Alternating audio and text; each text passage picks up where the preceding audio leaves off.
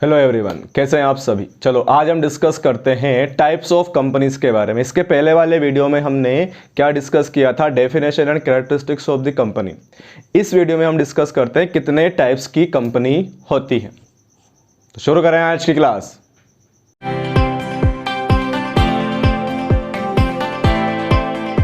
Okay, चलो पढ़ते हैं हम कंपनी के बारे में। तो सबसे पहले हम बात करें कंपनी कितने टाइप्स की होती है। सो कंपनी थ्री टाइप्स की होती है। The first one is one person company, another one is private company, the last one is public company.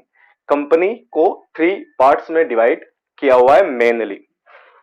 One by one discuss करते हैं हर कंपनी के बारे में। The first one is one person company. One person company का मतलब क्या होता है सर?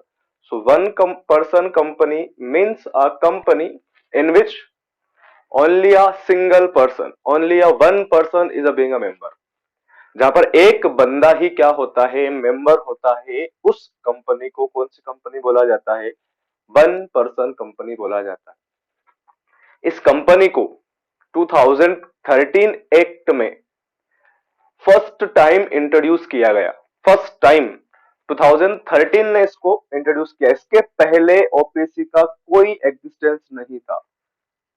1956 एक्ट में ओपीसी के बारे में कुछ नहीं बोला गया था। उसके पहले अगर एक बंदे को बिजनेस करना है तो वो बस सोल ट्रेड शिप में ही बिजनेस कर सकता था। लेकिन 2013 ने उसको एक ऑप्शन दे रखा है वन पर्सन कंपनी बनाने का। अगर सर डिफरेंस क्या है सोल ट्रेड शिप और ओपीसी में? तो ओपीसी की बात करें या सोल ट्रेड शिप की बात करें पहले, तो इसकी जो लाइबिलिटी होती है वो होती है unlimited. The liability of the owners of sole tradership is unlimited. OPC क्योंकि कंपनी है और कंपनी का कैरेक्टरिस्टिक्स है कि इसके मेंबर्स की जो लाइबिलिटी होती है वो कैसी होती है। सबसे बड़ा ऑब्लिगेशन, सबसे बड़ा डिफरेंस है ये सोल ट्रेडशिप और ओपीसी के बीच में।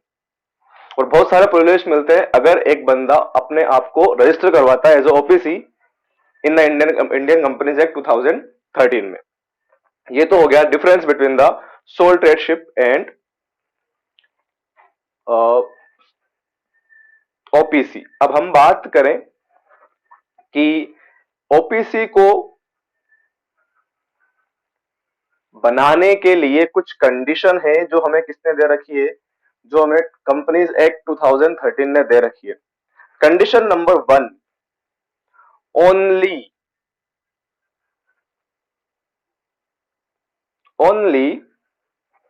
a natural person being a Indian citizen and resident of India can form a OPC। only a natural person।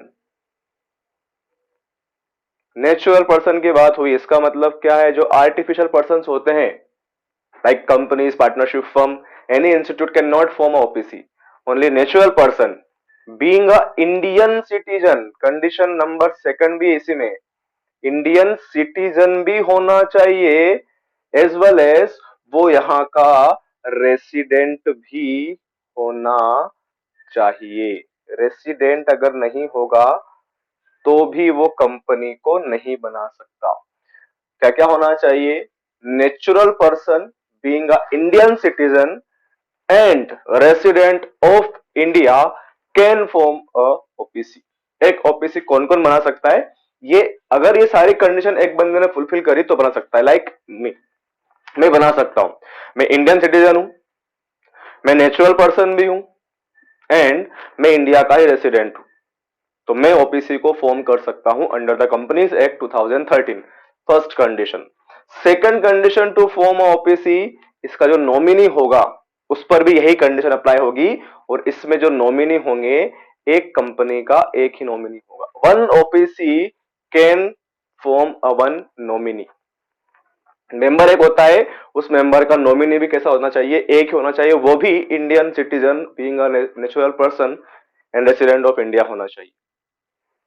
ये कंडीशन नॉमिनी के लिए भी अप्लाइड होती है।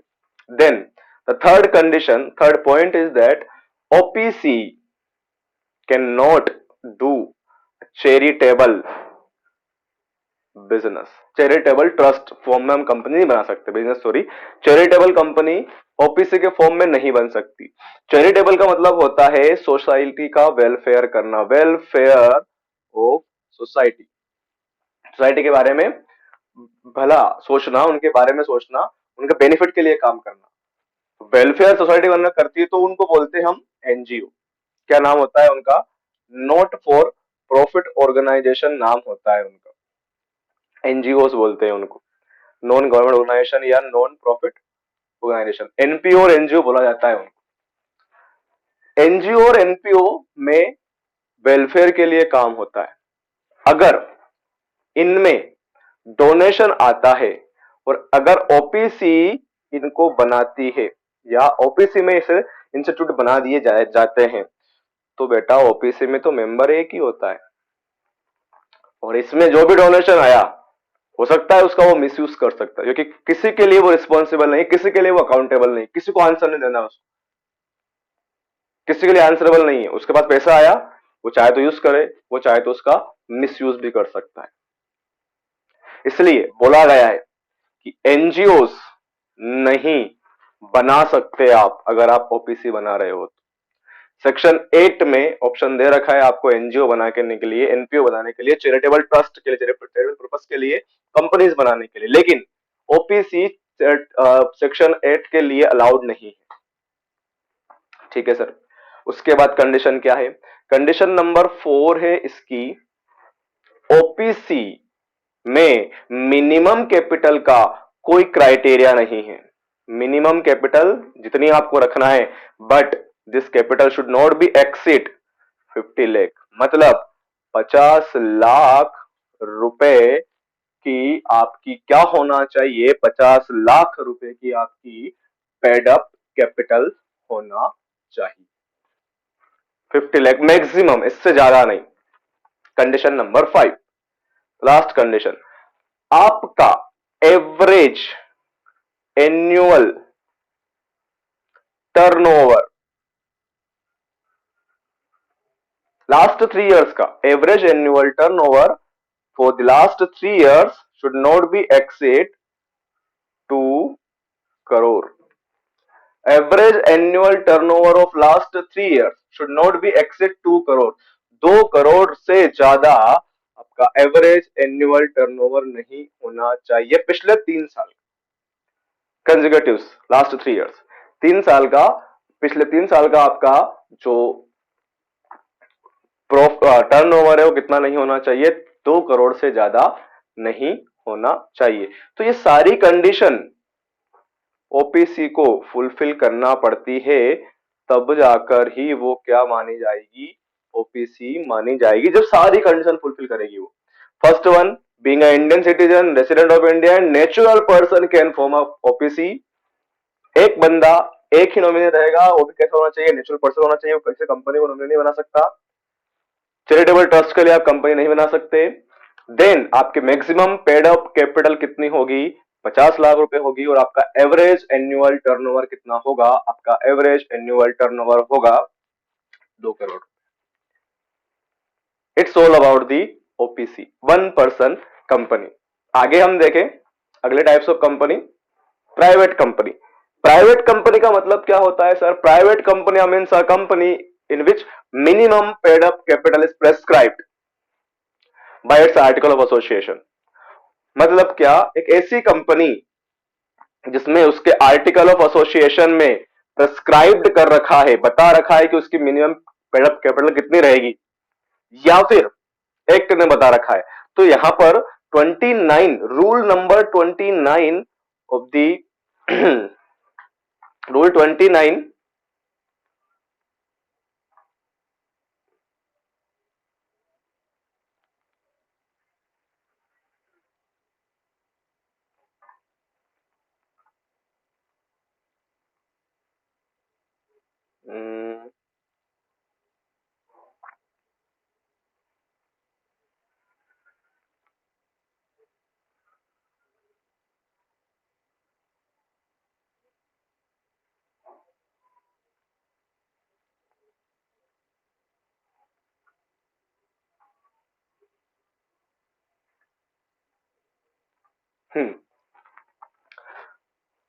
Rule number 29 of the article of association, rule number 29 as prescribed by the rules ने बता रखा है कि प्राइवेट कंपनी के लिए मिनिमम कैपिटल की अब कोई लिमिटेशंस नहीं है, कितने भी आप अमाउंट से आप क्या कर सकते हो, कंपनी को स्टार्ट कर सकते हो। ये किसने बताया है? ये बताया है हमको article rule number 29 of the rules companies rule 2015 ने बता रखा है हमको कि मिनिमम कैपिटल कितनी होनी चाहिए कंपनी की वो कोई स्पेसिफिक नहीं है। इस बार अभी किसी ने बताया नहीं है, बोला नहीं है कि इतनी कैपिटल होनी चाहिए उनकी। No one describe about it, किसी ने नहीं बताया है बेटा। आगे हम देखें कि प्राइवेट कंपनी के लिए कौन कौन से रूल्स बनाए हैं। तो private company means a company which can not restricted means to transfer shares, restricted to transfer share मतलब वो अपने शेयर ट्रांसफर नहीं कर सकती, किसी और को ट्रांसफर नहीं कर सकती शेयर। दूसरा, maximum number of member in a private company is 200, इससे ज्यादा बंदे प्राइवेट कंपनी में मेंबर नहीं बन सकते। बट एक्सक्लूडिंग, किसको छोड़ दिया यहां पर काउंट करने के टाइम पर? एम्प्लॉइज एंड एक्स एम्प्लॉइज, दो बंदों को, एक तो एम्प्लॉय जो हमारे एम्प्लॉय भी है और हमारी कंपनी के शेयर होल्डर भी है, तो उनको मेंबर नहीं मानेंगे। दूसरा, एक्स एम्प्लॉय, उनको भी मेंबर नहीं मानेंगे जब हम 200 की लिमिट कैलकुलेट करने जाएंगे तब। और तीसरा ये होता है बेटा कि अगर किसी दो बंदों ने एक शेयर होल्ड करके रखा है, मतलब वो ज्वाइंट होल्डर है, तो उनको वन कैलकुलेट किया जाएगा at the time of counting of 200 members. जब 200 नंबर काउंट करने की बारी आएगी उस टाइम पर हम क्या करेंगे, हम एम्प्लॉइज को छोड़ देंगे, एक्स एम्प्लॉइज को छोड़ देंगे और साथ साथ में दो जॉइंट होल्डर तो उनको एक मानेंगे। ये कंडीशन आपको फुलफिल करना पड़ेगी मैक्सिमम 200 की। और private company can not accept deposit, so prohibited to invite public deposits. Prohibited to invite public deposits का मतलब होता है कि ये चीजें पब्लिक से आप ओपनली जाकर नहीं बोल सकते कि हमारी कंपनी में पैसा लगा, हमारी कंपनी में पैसा दो। आप ऐसा नहीं कर सकते, आप ये नहीं कर सकते, मना कर रखा है वहां पर। कंपनीज एक्ट ने बोला है कि private company can not invite public deposits. ये कंडीशंस फुलफिल करना पड़ेगी आपको, तब जाकर माना जाएगा कि आप एक प्राइवेट कंपनी हो। First one, restrict to transfer of share, share transfer नहीं कर सकती। Maximum number in the private company 200 except employees and ex employees and joint holder को हम एक मानेंगे। एंड पब्लिक से हम डिपॉजिट एक्सेप्ट नहीं कर सकते। ये कंडीशन फुलफिल करने वाली कंपनी कौन सी कंपनी होगी? आपकी प्राइवेट कंपनी मानी जाएगी। उसके बाद प्राइवेट कंपनी के बाद हम देखें पब्लिक कंपनी के बारे में। पब्लिक कंपनी क्या होती है? पब्लिक कंपनी की सिंपल डेफिनेशन है, अ public company means a company which is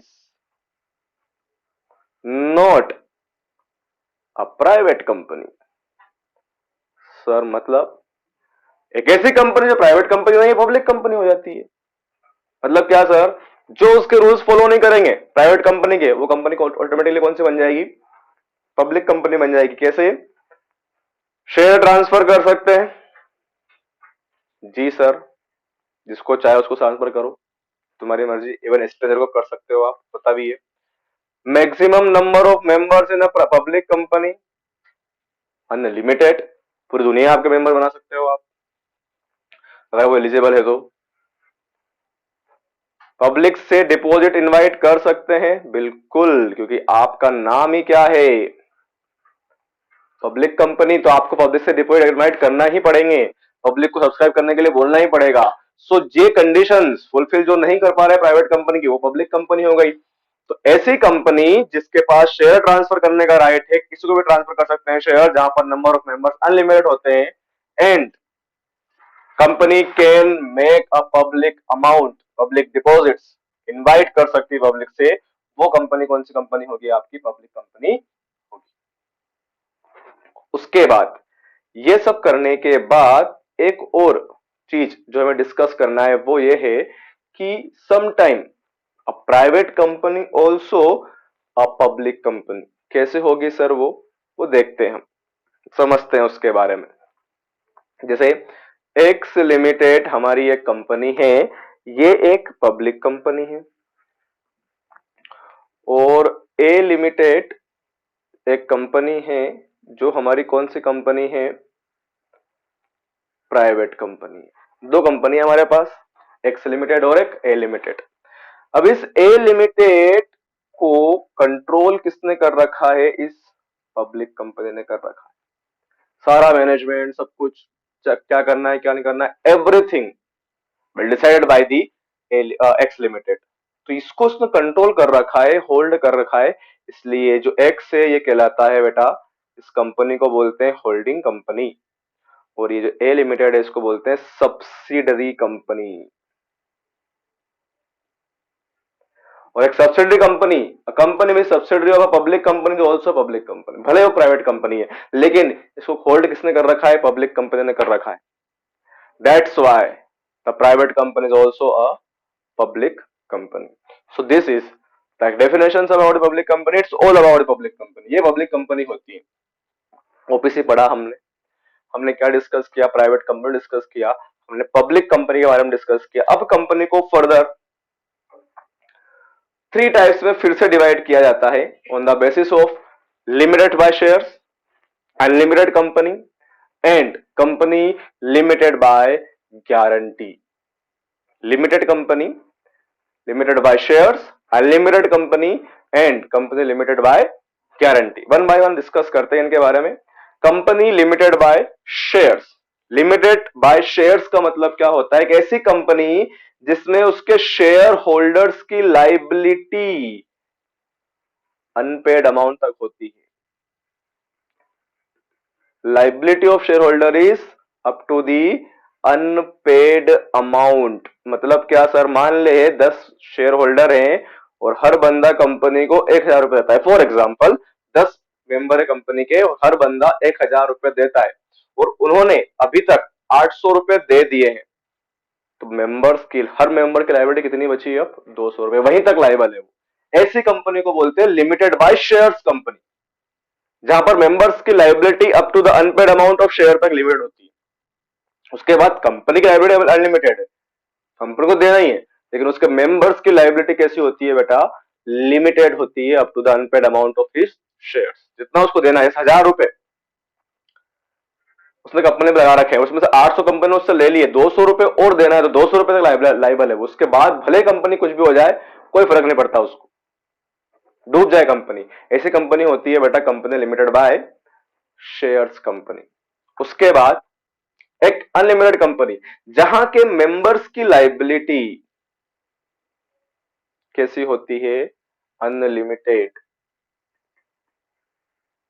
जहां कोई ऐसा नहीं है कि जब तक जितना शेयर दे रखा उतना, जब तक कि कंपनी का डेट पूरा नहीं हो जाता तब तक आपको देना है। इवन अपनी पर्सनल असेट्स बेच कर देना है, घर के बर्तन बेचकर आपको बिजनेस के पेमेंट चुकाना है, पेमेंट करना है। घर बेचो, मकान, गाड़ी बेचो, सब कुछ, बर्तन बेचो, तुम्हारी मर्जी हो बेचो, लेकिन तुमको लायबिलिटी का पेमेंट करना पड़ेगा।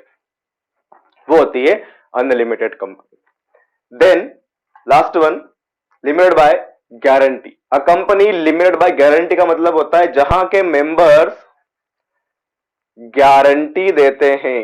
इस बात की गारंटी सर कि जब भी कंपनी बंद होगी, जब भी कंपनी का वाउंड अप होगा, उस टाइम पर हम गारंटी देते हैं कि मैं 5 लाख रुपए दूंगा, मैं 2 लाख रुपए दूंगा, मैं 3 लाख रुपए दूंगा। हर मेंबर गारंटी देता है कि मैं इतने अमाउंट का असेट्स, इतना अमाउंट मैं पे करूंगा at the time of winding of the company. जब भी कंपनी बंद होगी, कंपनी आज 5 साल बाद, 10 साल बाद जब भी बंद होगी, मैं उस कंपनी में इतने अमाउंट की असेट्स का गारंटी देता हूं, कितना अमाउंट कंट्रीब्यूशन में करूंगा, ये मेरी गारंटी है। उस कंपनी को बोला जाता है कंपनी लिमिटेड बाय गारंटी। ठीक है सर, तीनों कंपनी के बारे में समझ में आ गया। हमें कौन से पढ़ना है? हमें पढ़ना है इस सिलेबस में public company limited by shares. अब public company limited by shares के बारे में हम डिस्कस करेंगे इस पूरे चैप्टर में। हमें उस बाकी कंपनी के बारे में नहीं पढ़ना है।